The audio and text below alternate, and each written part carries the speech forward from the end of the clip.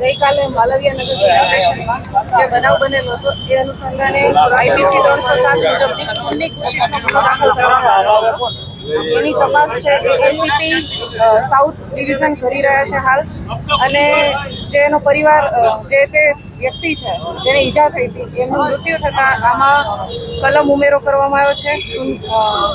હત્યાનો ગુનો દાખલ કરવામાં આવેલો છે અને સાથે સાથે એટ્રોસિટીની કલમો પણ આમાં ઉમેરવામાં આવી છે. એ બાબતે કોર્ટને રિપોર્ટ કરી દેવામાં આવ્યો છે.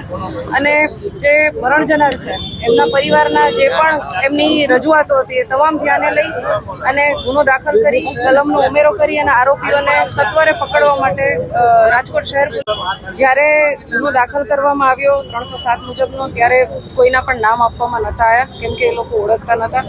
તપાસ કરી અને જે પણ આરોપીઓ છે એમના નામ ખોલી અને કોર્ટને આજે રિપોર્ટ કરી દેવામાં આવ્યો છે. એમાં જે કલમ ઉમેરાની જરૂર હતી